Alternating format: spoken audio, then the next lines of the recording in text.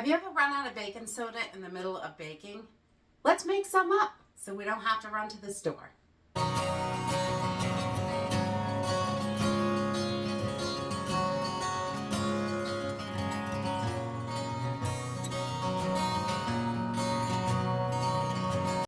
With the holidays coming and all the baking that we're all going to be doing, I think it's really important to have little tips and tricks in your arsenal, because we have to run to the store a lot of times because we're missing one ingredient, which is really irritating, and I do not like to do that. So we are always looking for ways to make sure that we have all the stuff we need. We try to keep everything in stock, but you know, some of those things that do go bad over time, which baking soda is one of them. It does last way past the best by date, but eventually it will go flat. So if you've ever run into having flat baking powder, or you just run out in the middle of baking, and I plan like baking days, we bake all day long. So we go through a lot of ingredients on those days that we do that. So today I figured I would share how to make a 3-ingredient baking powder replacement. You can make this yourself. It works exceptionally well. We really like it. So today we're going to whip up a 3-ingredient baking powder replacement. So if we don't have it and we've got these 3 ingredients in the house, we can whip it up. So we're just going to use some baking soda, cornstarch, and cream of tartar. A lot of people carry that because it's in a lot of frosting recipes. Although it's not cheap, it definitely is something that a lot of people have if they're making their own frostings and things like that. Lots of recipes do call for it, so we like to keep it in the house. And so let's just jump in and get started. This is super easy. So we use baking powder a lot in different kinds of recipes, all sorts of muffins and cakes and quick breads and things like that. So we're always needing baking powder for that. And this is really so simple and easy to make with just some cream of tartar, which can be a little pricey. So I definitely recommend having baking powder on hand. This isn't the cheapest option, but it's a lot cheaper than running to the store for one ingredient. Cornstarch and some baking soda, and that's it. Really simple and easy.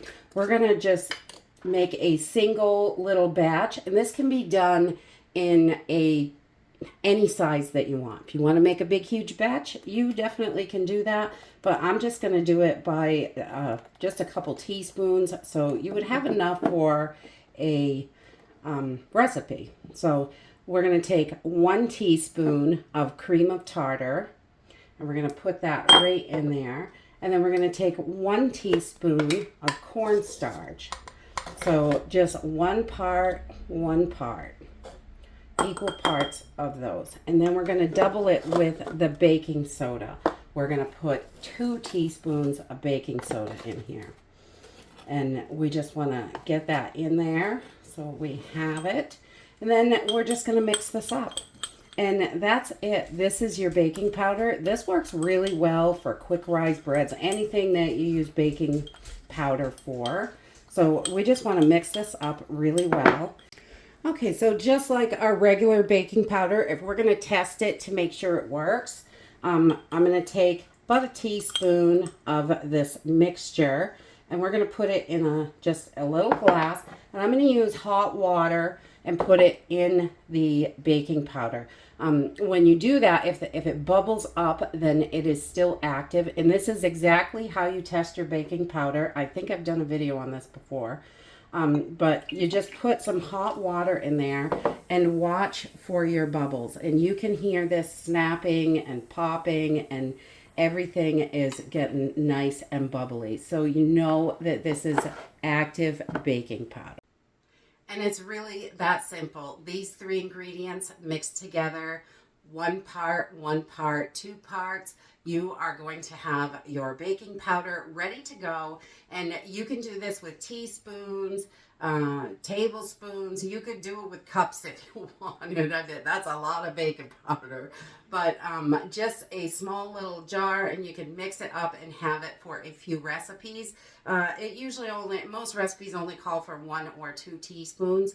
So I usually do it with just a teaspoon, and that gives me 4 teaspoons of baking powder, so it is great to have on hand. It is definitely cheaper because that cream of tartar is expensive, but it is more expensive to drive to the store over one ingredient. So I think it's important to have those little tricks that we can use when we are in a pinch, and we can get things done when we need to. And that's it for today. Dig into that pantry and make up your own pantry mixes. It really can save a ton and save you time and gas and all that stuff. And that's it for today. I hope you enjoyed this video, and I hope to see you next time. Bye.